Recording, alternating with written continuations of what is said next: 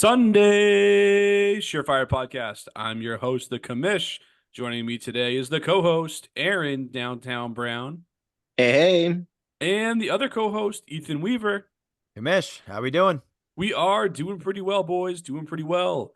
Last week we had Derek Brown of Fantasy Pros on here to talk some undervalued dynasty candidates, guys that you should be looking to acquire on the cheap. That was a great episode, and we're definitely looking forward to having Derek come back on the show, hopefully down the line. Again, a lot of fun. Check out that episode you can check it out on X at Sunday_Surefire, on our website at SundaySurefire.com, or you can get it anywhere you get your podcast, Spotify, YouTube, wherever the case may be. Make sure you check out that episode and hit that subscribe button to make sure you're not missing any Sunday Surefire content going forward as well. But where we talked about guys you should be looking to acquire last week, we're transitioning now to players that you should be looking to move away from on your dynasty rosters, or at least put them on the trade block to see what you can get back for those guys in your leagues.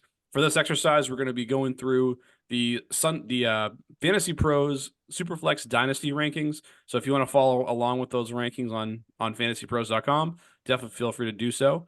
And Aaron, we've been missing you on the show the last couple of weeks, my man. You're making your triumphant return from Europe.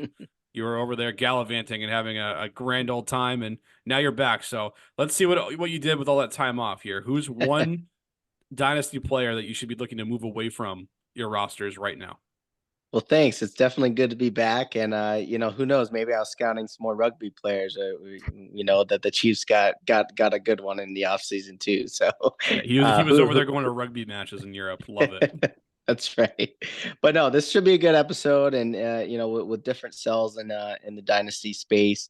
And I think what I tend to do here is just try to look at guys that I think are valued a little too high, and not a lot. Oftentimes, two of the guys I'm going to say tonight, I actually really do like these players, but sometimes you got to do what you got to do in dynasty to really make a nice trade or a nice investment for your team, and just kind of how it's made up. So I think who I'm going to bring up is Devon A-Chain tonight. He's dynasty ranked 36th and 7th overall running back.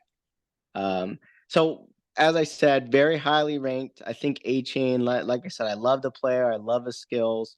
In love with his upside, right? I think me and Ethan were joking like, there's a lot to love when he's scoring 49 fantasy points a game and 25, 21, 23. He's like, is he ever going to score under those 20 points? But then again, with this size, we talked about, he's not really that durable potentially where, yeah, he did all that last year, only played 11 games. And, we can't forget about Jalen Wright. We've been pretty high on him, kind of looking maybe at that 1-2 punch in the future as well.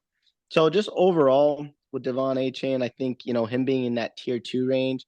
I think if you're looking to shake things up, if you want to get a little bit more stability, that's something that I'm really pretty high on. Is just trying to get a starting lineup that's stable.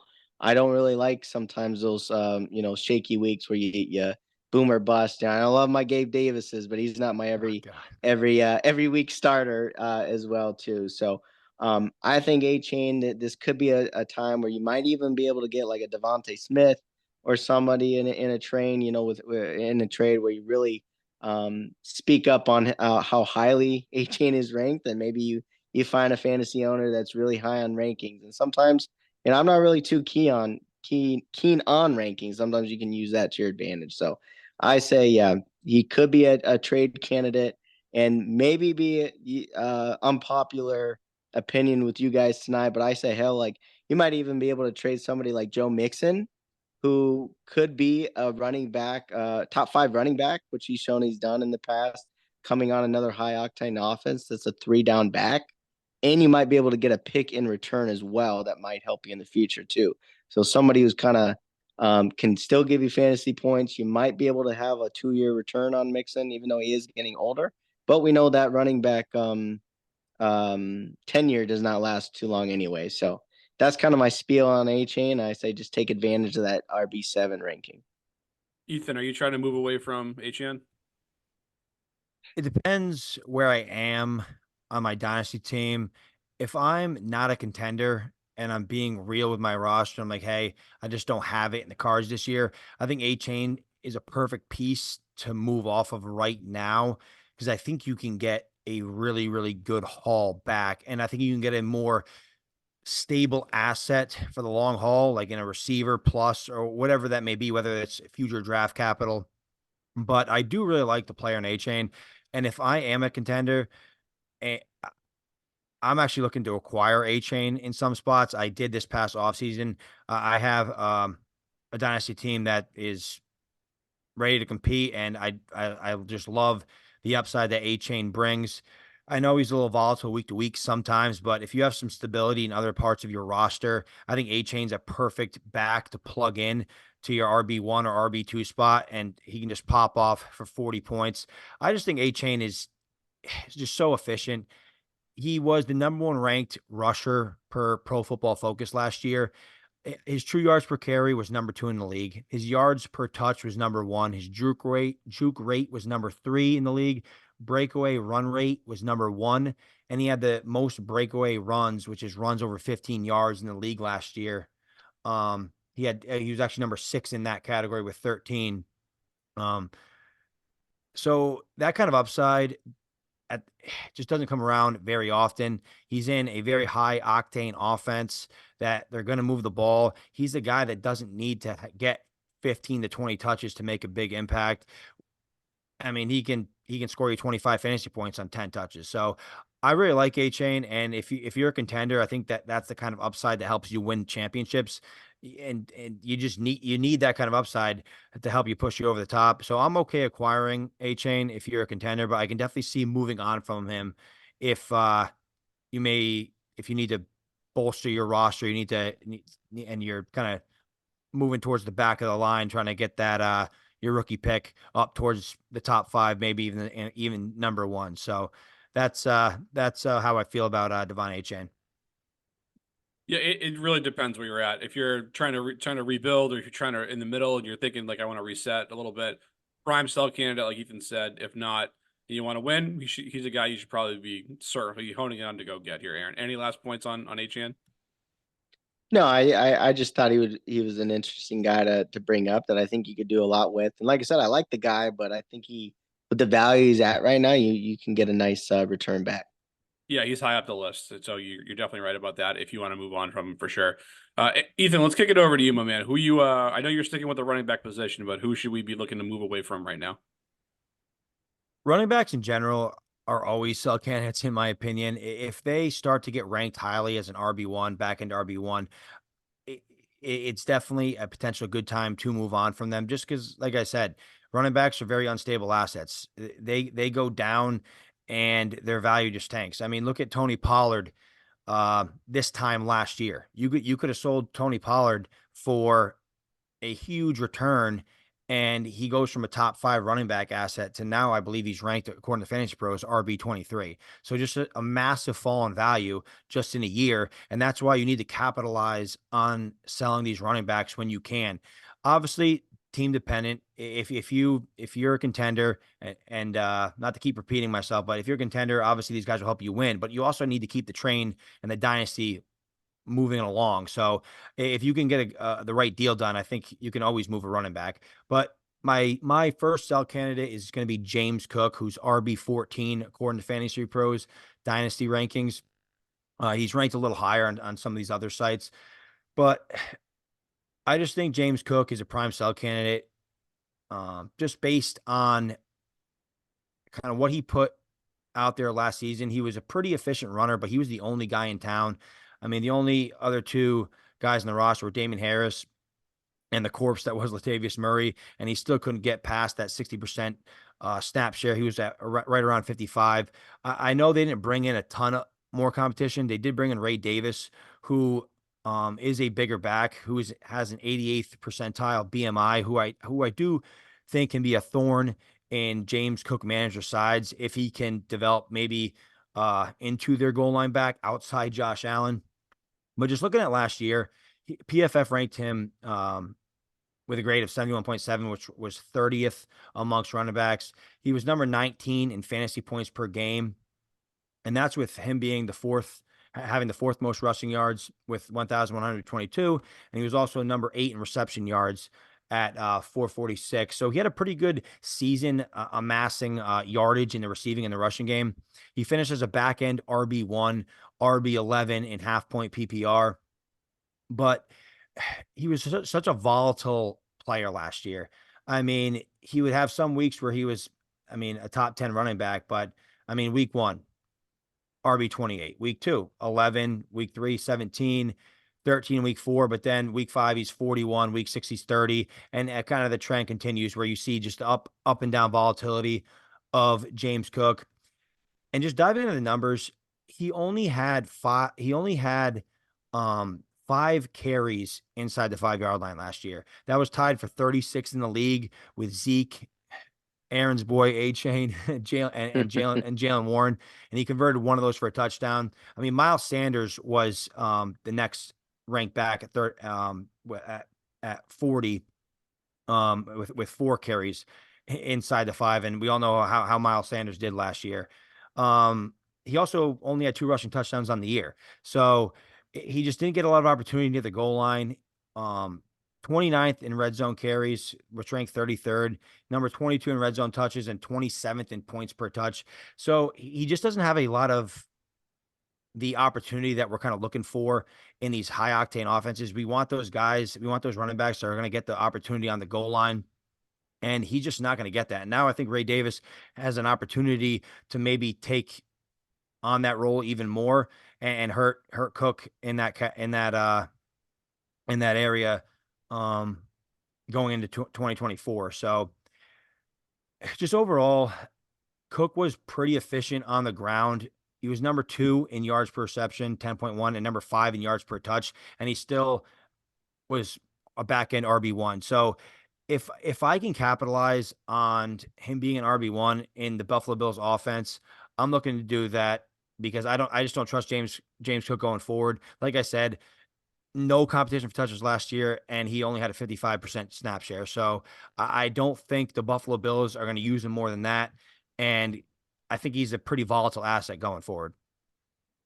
Yeah, I mean, if you're not contending, it's an easier sell for sure for Cook. And I think even if you have him and you want to win, I think he's worth putting on the block to see what you can get in return right now for the reasons that you mentioned. So I think he's fair to bring up. If I'm trying to win, though, I think he is a player that I do want to go get. I mean, I'm not really overly concerned about what happened in the first half of the season last year. They made an offensive coordinator change in the middle of the year where they kicked out Ken Dorsey and Joe Brady resumed the play calling duties from there. And Cook, that's when Cook went on a tear, 4 straight games where he was a top 17 running back, including 3 in the top 10. So he had some really strong finishes right out of the gate under Joe Brady, who is resuming his duties as offensive coordinator for this Bills team entering 2024. And we're kind of at a weird time for the Bills. They're retooling. They obviously let Gabe Davis and Stephon Diggs go. They're kind of ushering in a new group here, obviously with Keon Coleman, and Dalton Kincaid will be very involved in that. But only adding Ray Davis really as the primary ball carrier, backup running back behind Cook, I'm actually intrigued by Cook. We always want pieces of high scoring offenses which the Bills certainly will be. So I'm actually looking to get shares of Cook on my team if I can get him cheap enough. So I think I'm a little more optimistic on Cook in the short term. Aaron, I know you're a big Cook guy, so keep it brief if you could with your James Cook love. But what do you have to say about him?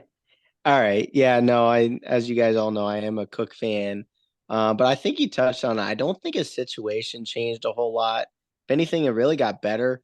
I mean, they're gonna have a worse wide receiver core.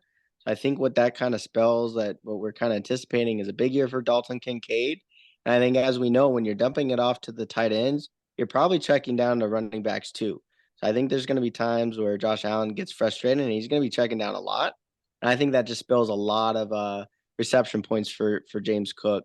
And I know Ethan was mentioning he's not doesn't really get a ton of goal line work, which I think if you have James Cook, I don't think you're truly planning on it. I think you're really counting on his rush, his 60, 70 yards rushing, but with those reception yards baked in there as well to get you those 12 to 13 points per week too. So I do like James Cook again this year because I think his situation actually got better.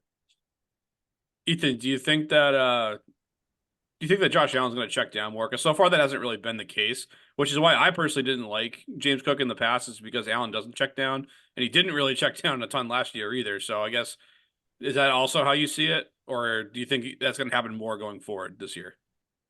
With Josh Allen, I just think the guy tries to make too many plays to check down at a consistent rate. Cook had 44 receptions last year, which ranked middle of the pack, number 17. So I don't think that number is going to increase a ton. Um, but I understand the love for James Cook because I do think he is a decent running back in a good situation in Buffalo, and they didn't do a lot, but I know he had a good stretch with Joe Brady, but I mean, just look at what he did to end the season. Week 16, RB 39. Week 17, RB 47. Week 18, RB 34. So, like I said, it's still volatile with James Cook. And I think he has to be very efficient to get back into the top 12, considering he's not going to get a lot of goal line carries and probably doesn't have a ton of touchdown upside. So if you're not getting that touchdown upside, you need to be efficient. You need to be just like he was last year. You need to be in the top basically 10 in yards rushing and yards receiving. And that's kind of what he did. So that's why I'm a little hesitant with James Cook. And if I can flip him and get a safer asset, that's what I'm trying to do.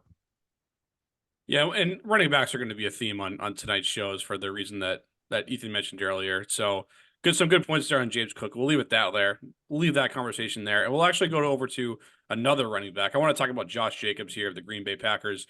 He's 63rd overall on the Fantasy Pros Dynasty Superflex list, and good for RB15 as well.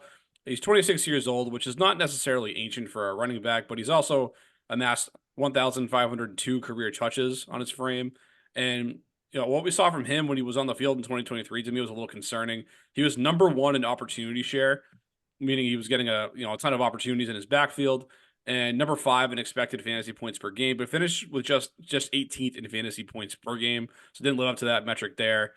Despite the heavy workload, he was just 50th in yards per touch, 53rd in juke rate, 48th in breakaway run rate, and PFF had him graded as the 50th running back in the league in 2023. So stats definitely trending in the wrong direction.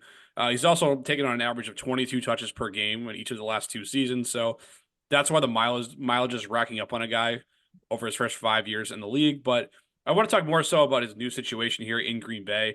Yeah, he got a flashy 4-year, $48 million contract, which sounds like a lot, but as we know, at the end of these NFL contracts, the devil is oftentimes in the details, and the team can actually get out of his contract after 2024 and save a couple $1 million against the cap in doing so. So he really is at a spot where if he plays well, they'll probably retain him. If not, they could look to go in a different direction. So they did the quote unquote commitment might not be as much as you might think it was if you just saw the headline, saw 4 for 48 on the contract. And on the surface, Green Bay, they are a nice landing spot with a good young core of developing players, particularly at the skill position players. But if you look at the Packers running back room last season, they actually combined as a whole unit for 4 rushing touchdowns last season, and Jordan Love actually tied that group with 4 on his own. So these teams, we saw this team get very creative in the red zone last season, and they saw Jaden Reed get involved down there. Some of the other receivers doing some things, catching passes as well. So it's very possible they go back to that. They're also going to have a healthy Luke Musgrave, presumably back this season, who might take in some of that red zone work too. So, and I know some running back injuries had to do with that, but I just think that there's additional competition in this backfield here. They re-signed AJ Dillon, who I don't think much of personally. He's more just an insurance guy who knows the offense. But they did draft Marshawn Lloyd in round 3. So they did at least put a young body, a capable young player that I know a few of us liked in the pre-draft process on this roster. So where Jacobs is a familiar name that not too long ago was winning people fantasy leagues a couple seasons ago, I think this is a time where you can kind of capitalize on him being moved to Green Bay and kind of get some decent value in return from a guy who is getting up there in both age as well as total touches on his body, and maybe pivot to a safer asset. So that's what I got on Jacobs, boys. Who wants to agree with me, or maybe come at me a little bit? Let's hear it. I'll jump in real quick because I'm kind of more on the green side. I know that. I was one where I sold pretty high on Jacobs coming off his RB1 season. As we keep talking about, it's very hard to repeat RB1 seasons in general. So I think you alluded to it that the Marshawn Lloyd drafting or signing there. I think I think Jacobs is a good solid running back that I think, this episode just keeps highlighting, like just keep taking advantage of, if you missed out on selling on him at his high point, maybe try to pitch, if you got a good dialogue back and forth with your league mates, try to pitch it. Say, hey, he's a Packer now. He's got a perfect opportunity. Pitch that 4-year deal or whatever. But as you said, most likely it will only be 1 to 2 years. So I think that's a great candidate to kind of sell the dream on it, as you said. I do like Jacobs a lot this year. I think the Packers offense obviously is going to be much more efficient than the Raiders. I think Josh Jacobs is going to be the bell cow for them, but I do agree if you are going to sell Josh Jacobs, now's the time to do it because I think this is the last time you're probably going to be able to sell for something that's worth anything. Marshawn Lloyd's usage is just going to increase probably as the season goes on and definitely into 2025. So now is the time to sell. But if you are a contender and you decide to keep him on your roster for this year, which I am in a couple of spots, he may die in your roster because he's not getting any younger and that touch total is just increasing. So I do think now is the time to move on from Josh Jacobs if you want to get something decent in return. Fair enough. Aaron, are you sticking with the running back theme for your next player, or are you going to another position? I'm not. I'm gonna switch it up a little bit. I'm gonna talk about wide receiver here. I'm gonna go with number 47 overall and number 20 wide receiver two, Nico Collins. I think he was it's funny if you were watching the NFL playoffs last year and watching the Texans, man, I know we were all probably excited. Like Nico was looking like a beast, right? Like he was coming down with big plays, especially with Dell on injury, is really the main go-to receiver for the Texans. But as we know, in the offseason, they did sign Diggs. They have Nico. They got Tank. They'll have a healthy Tank Dell returning, Dalton Schultz, and Joe Mixon, right? So I think in the offseason, if you don't do any research, you don't really think about it. I think the common theme is just like I want to stay away from the Texans wide receiver core because I really don't know what's going to happen from week to week. But the more I dive into it, where if he's wide receiver 20, for one, he's ranked higher than Tank Dell.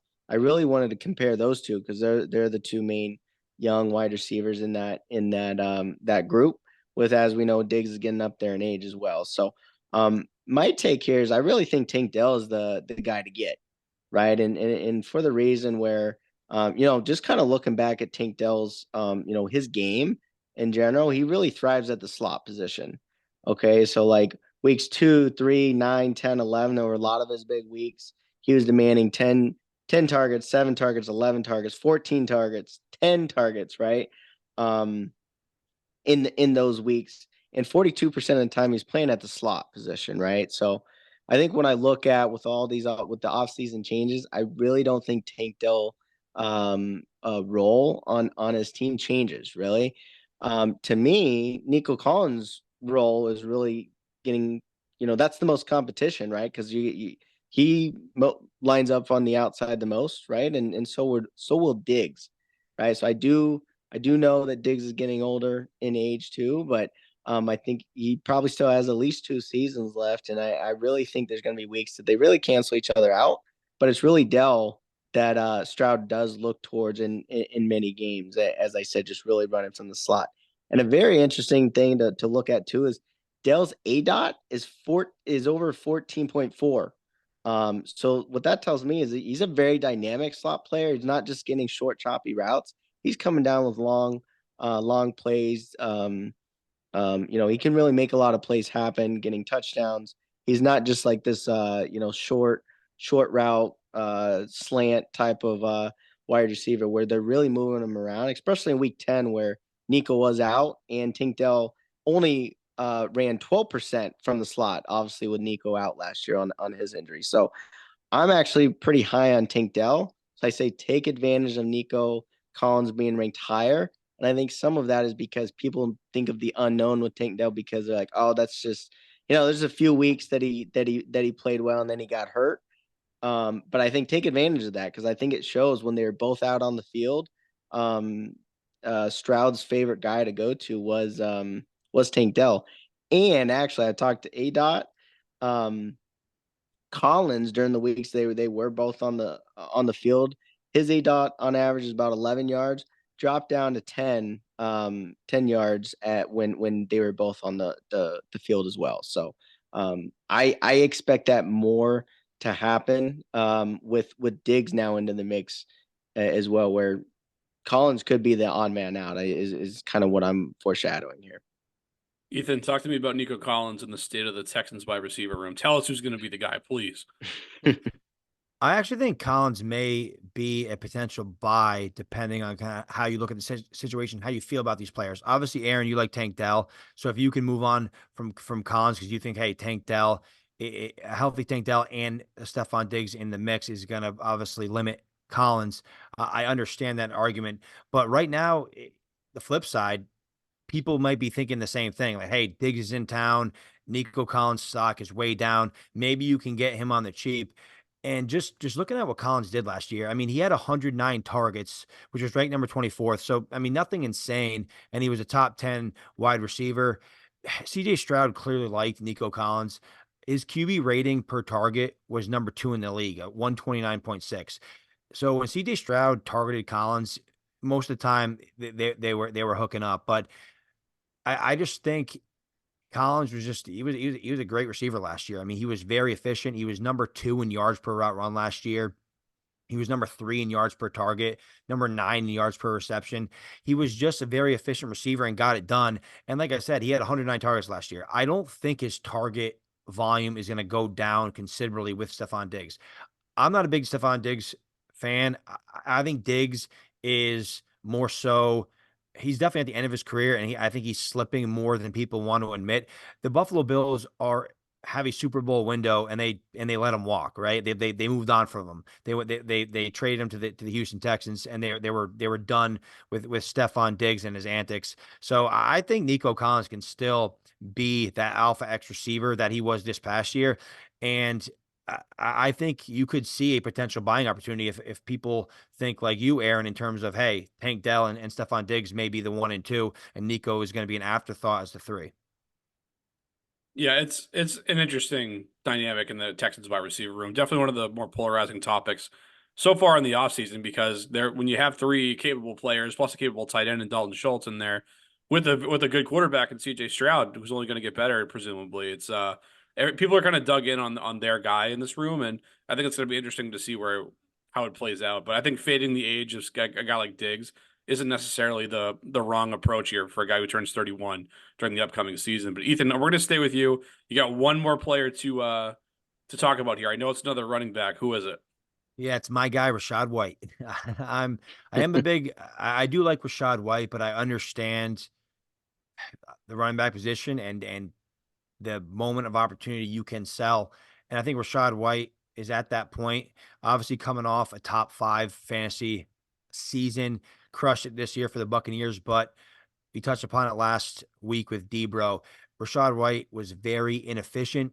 Granted, I don't think it was all his fault. Per PFF, his offensive line grade was 29th out of the 32 NFL teams. So obviously not good. He had to do a lot on his own to try to get space. So I don't think it was all his fault. But I mean, he was second in the league in carries and was 14th in rushing yards. So obviously that's not great. He only averaged 3.6 yards per carry, which tied for 51st. Like I said, not all his fault, but definitely not great. You definitely want to see those numbers way up, at least over 4 yards per carry. He was also only 38th in fantasy points per touch. Again, Rashad White was strictly a fantasy asset this past year because of the volume. And we harp on volume is king. And if you're getting the volume and you're scoring me fantasy points, that's great.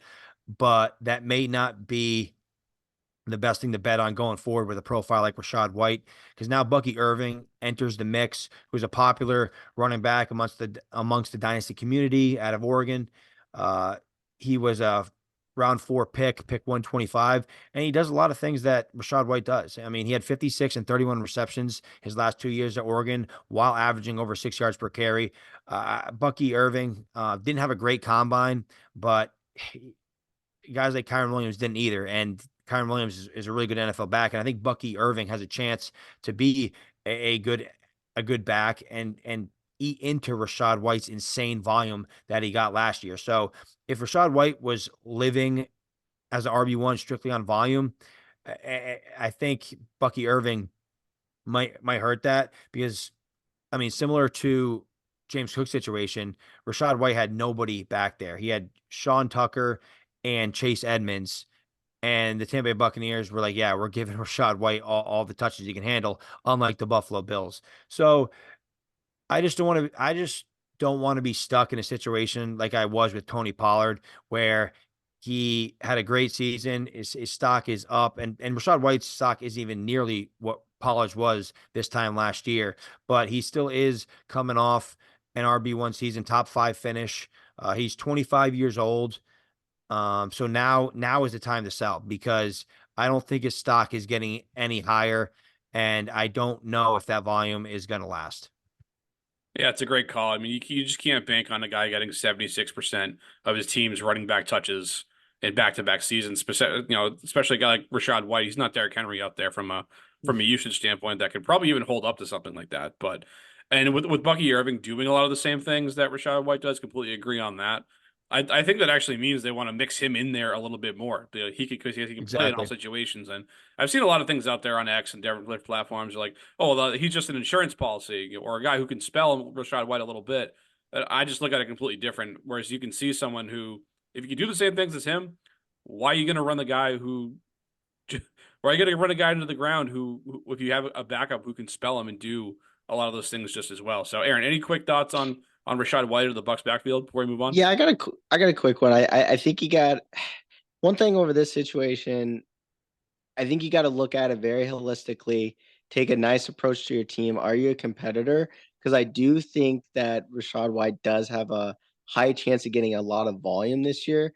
Because I think when you look at it, a lot of the games last year, Tampa Bay was literally like fighting for their lives, like week in, week out.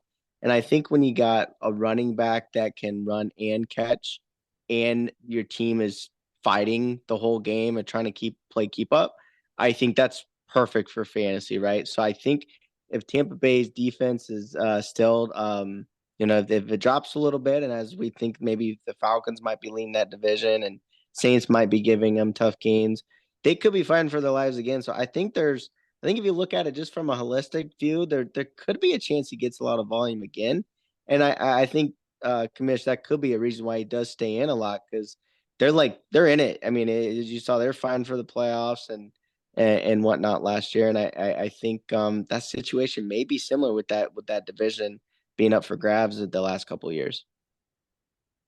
I think with any running back room, if you can let your workhorse back, your main back, if you can let them breathe here and there, that's kind of what you want to do. You want to keep these guys fresh. I mean, it's a long NFL season.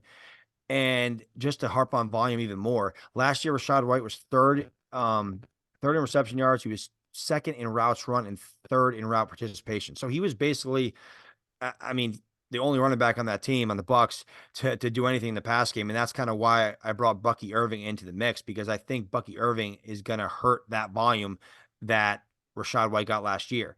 I mean, he was sixth in targets and fourth in catches. Rachaad White was last year, and if Irving can eat into that, it's going to hurt obviously Rachaad White in fantasy. But I do think Rachaad White is a good bet this year. I'm not saying he isn't going to be a potential top 12 running back again this year. I just think now is the time to capitalize if you want to get a decent return from Rachaad White because this time next year we might not be in the same situation. Yeah, fair enough. And a new offensive coordinator coming in, Liam Cohen as well. So it is Yep. different dynamic than we saw White play in last season. So we'll see how that one pans out. Interesting one, and definitely some good points on both sides of it. I'm going to wrap it up here with another wide receiver. Finally getting away from the running back position a little bit. I'm going to go with Jordan Addison, Minnesota Vikings. He's ranked 62nd on this Fantasy Pros list, WR 24. So just sliding into the back half of the WR2 range. On the surface, you might kind of be wondering why Addison is showing up on a sell high list, but he was actually solid as a rookie. 911 receiving yards. That was good for third among rookie receivers last year. He was actually the only rookie receiver in 2023 to hit the double-digit touchdown mark. He did that with 10 in his 17 games played. But let's kind of look at the 2023 season as a whole for the Minnesota Vikings. Addison saw 108 targets. Again, a healthy mark for a rookie, but let's factor in what happened on that squad. I mean, Justin Jefferson, as we know, missed 7 games, left 2 others early due to injury, and still earned 100 total targets on the season compared to Addison, who played every week and earned a total of 108 targets. So there are neck and neck with targets. Jefferson presumably will be healthy in 2024 and beyond. And TJ Hawkinson also had a healthy target mark last season. He was actually number 1 in the league in tight end targets per game when he was out there. So he's coming back from an injury. Maybe he'll get off to a slow start if he even starts the season on the field. But both players are locked up under contract for several seasons going forward. So, I mean, in an ideal world here for the Vikings, Addison's going to settle in as their third wide receiver in the passing game, at least their third option in the passing game. And when we talk about this group here, let's not devalue the role that Kirk Cousins has played in all of this here. I mean, between 2015 and 2022, the guy threw for 4,000 or more yards 7 times over that 8-year span, and he was on pace for almost 5,000 yards before he got hurt in 2023. So after we saw a dip in Addison's production after Cousins was gone for the year, he got hurt in week 8, and over the final 9 weeks, he was only had two games in which he was a top 30 wide receiver in fantasy. So we saw the dip there, and that was with other injuries, like I mentioned, to Hawkinson and to Jefferson on the Vikings. And as this team transitions to either Sam Darnold maybe for a bit and eventually to rookie JJ McCarthy, we don't know exactly what that's going to look like. We can be as optimistic as we want, and I am optimistic on JJ McCarthy panning out at the NFL level, but let's not just presume that he's going to just come in there as a young player and be what Kirk Cousins was during his 7-year tenure with the Vikings. So all in all, I think there are some good things to like about Addison's game, but I just think with him being ranked around the 60th player here, it's just a little bit too rich for my blood. And if you're able to move on from him right now and kind of capitalize on that ranking and that solid rookie season, I'd be willing to do it. Assuming the return I can get for him is favorable. I like that call just by the simple fact that I think his ranking right now, where he's being valued by the community, is a touch too high. We talked about Christian Kirk last episode. I think Christian Kirk is going to score more fantasy points this next year than Jordan Addison. And Christian Kirk, I know he's 27 years old. He still has more than a couple of good years left in him. But Christian Kirk's wide receiver 38. If I can get Christian Kirk in a second or Christian Kirk plus for my Jordan Addison, why not? Why not make that move? Just looking at some of the other players behind him in the next tier. I mean, you have Rashee Rice, you have Lad McConkey, you have Brian Thomas Jr. All these, you have all the pretty much a lot of the rookies outside that top 3 in that next tier. And I would honestly would rather take a bet on any one of those guys over Jordan Addison. I think this offense, as you said, is not going to be nearly as efficient without Kirk Cousins. And Addison had a lot break his way last year in terms of injuries to kind of prop up his total. So I think that's a good call. Yeah, and the other thing too, I mean, he finished WR 21 on the season, WR 29 in points per game. I would not be shocked at all if that's the best year that Jordan Addison has on his rookie contract, which is another 4 years in the league. So maybe that's spicy, maybe it's not. But while players do get better, and I like Addison's game, I don't want to sit here and act like he's not a guy who can't help you some. But I just don't see a ton of opportunity here once all those pieces are fully healthy around him, and it's also a big ask for JJ McCarthy to fill Kirk Cousins' shoes. Aaron, any quick thoughts on this before we close it out? I love it. Actually, I really have no comments. I know it's kind of fun to hear the debate sometimes, but I'm with you here. And I know sometimes we say on our daily fantasy show, if we're all 3 in agreement, I think sometimes it makes a stronger opinion too. So, yeah, I like Addison as a sell candidate as well. All right. We'll get out of here on the same page then, boys. Until next time, folks. Peace.